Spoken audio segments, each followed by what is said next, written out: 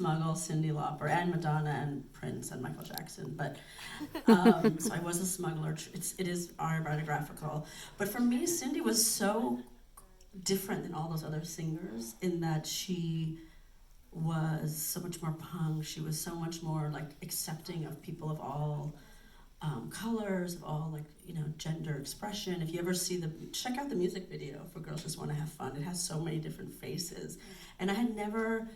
She was just instinctually inclusive in a way, and also it's just it's like the greatest feminist song ever made, in my opinion. And it's like a film about women being resilient in Iran, being resilient in America. No matter how difficult times are, they always find a way to have fun and dance and have joy in difficult situations. And certainly we see that with the Women Life Freedom Movement. Like, they cannot extinguish these women's joy, these women's strength. So it's an ode to the strong woman in my life. Mm. Talk a little bit about what it was like to straddle the cultures. You're now, in case you don't know, banned from going to Iran for a movie that you made. I can go back, I just can't leave. Oh, It's Hotel California. Not fun. I don't look good in orange, so I figured I'm not going to go. Would you actually be in prison? Would you go to prison? You just don't know. It's all unpredictable. I certainly couldn't leave. I would get my passport probably taken away on entry. And this is because of the movie that you made. Yeah, they're so sensitive about making some lesbian movies. I thought we're all a little bit gay. That's what I was told. Yeah, it was a bit of a controversial film because of that. But it was a hard decision when I was making that film, developing that film, like how far I would go in terms of what I showed on screen.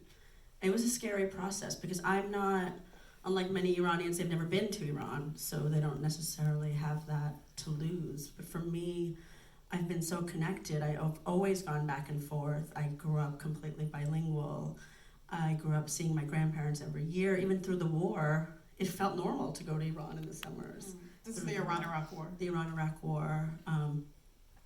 My mom would be like, well, if it's good enough for my family, it's good enough for us to go back. And I was the only one who would go back because my brothers would be drafted. So my brothers stayed behind and had my dad cook for them, which was really its own type of terrorism. I would, it's interesting because I was saying in an interview, like, I grew up in New York in the 80s. I don't know if anyone here is from Brooklyn in the 80s. It was, it was a tough place. Everyone knows. My dad was a doctor in the middle of the crack epidemic, in the middle of the AIDS crisis. It was a really, 1982 probably was the most violent year in New York history. So it was a constant sense of, being attacked. And we certainly were attacked as Iranian immigrants in New York. So it was never a feeling of being safe. What do you mean attacked? After the hostage crisis, they broke our windows, they slashed our neighbors who were our friends really turned on us during the hostage crisis. And generally, it was just a violent place. So I felt like going to a war zone didn't seem so bad, ironically. Right. Because at least you knew where the enemy was. Well, I am one of those Iranians who's never been to Iran, but I also grew up bilingual, and my parents, actually, it's their life's work to preserve Persian culture and express like the sort of the sum total of Persian culture.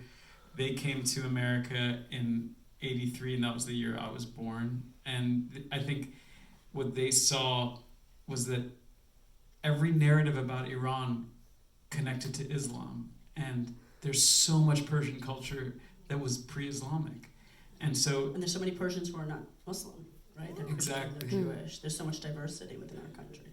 So for them, like my mom writing a cookbook, and by the way, his mom is the most famous, Persian chef. She was, so she was kind of the first person to do it, and she and my dad kind of like work on everything together. And so their life's work is to really show that there's all this culture that's Persian culture that doesn't connect back to Islam, and the narrative has completely, was in the 80s was completely dominated. And it's interesting now, it's like finally people are interested in Persian culture and in experiencing it holistically, understanding the sum total. And that's something I love so much about Mariam's movie, when she played it for me, it made me cry. It's not my exact story, but I just felt like no one had told this truly Iranian American story before. And one of the things that I think is really interesting, I think we should talk about, because it's so fascinating how this movie was made. It was made in Turkey, and somehow Mariam had them turn Turkey into Brooklyn. I mean, sets. The whole movie was filmed in Turkey. Not whole, but a lot of it was. Wherever there was a set, we just built it there because it was more economical, and they have great craftsmanship. So and I kind of like the first day I walked into my lawyer is like from New York also, and we sat in my set and we were like, whoa, they had taken all my archival photos and they made it's exactly my Brooklyn apartment to the T. Even the toys were real. The wallpaper, the teacups, the toaster. They had gone to all the extremes to make it so real. Even my mom's office was built there, and you would pull out a book and you would open it and it would have the map of Middlesex County, New Jersey. It would have the actual listings from that era. And why did you want to shoot there? We were shooting Turkey for Iran, and then we were already there. And there was so many issues with COVID here. And what happened was that the New Jersey tax credit didn't come through for us in time. So we thought, okay, if we wait, we're going to wait another year. So why don't we just shoot more of it over there and just shoot a week in the U.S.?